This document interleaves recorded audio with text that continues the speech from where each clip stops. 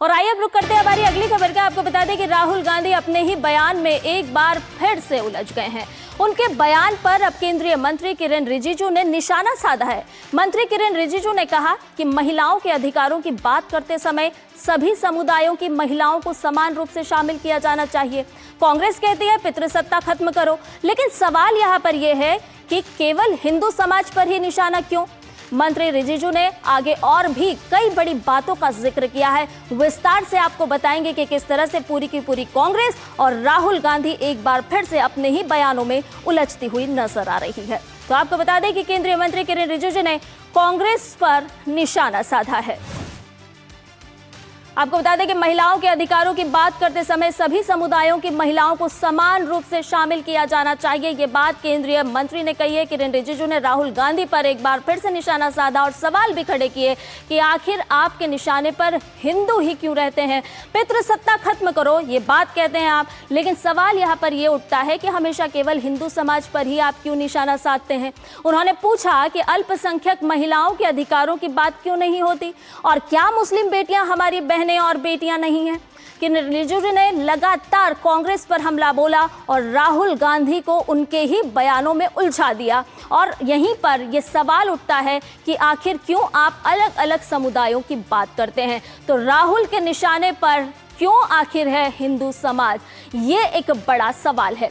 मंत्री किरेन रिजिजू ने अपनी पोस्ट में आगे क्या कुछ कहा है वो भी आपको बताते हैं। आपको बताएं कि आज भारत की बेटियां इसरो में नेतृत्व कर रही हैं। आपको बताएं कि लड़ाकू विमान उड़ा रही हैं। ये बात भी कही कि किस तरह से आसमान की ऊंची उड़ान भारत की बेटियां लगातार उड़ रही हैं। लेकिन कांग्रेस का जो चाल चरित्र और चेहरा है वो लगातार राहुल गांधी के बयानों के माध्यम से सामने आता है। लखपति दीदियां, ड्रोन दीदियां किस तरह से आज देश की विकास गाथा लिख रही है, हम सभी के सामने है। बेटियों की उपलब्धियों को आप क्यों नहीं मानते हैं? यानी कि आप बेटियों की उपलब्धियों को कमतर आंकने का काम क्यों करते हैं और समाज को बांटने की कोशिश नहीं होनी चाहिए। यानी कि कोई भी समाज की बेटी हो, बेटियां देश की है और आपको ये समझना होगा। और इतना ही नहीं, केंद्रीय मंत्री किरेन रिजिजू ने तो निशाना साधा ही साधा, लेकिन महाराष्ट्र के मुख्यमंत्री देवेंद्र फडणवीस के निशाने पर भी है कांग्रेस और राहुल गांधी।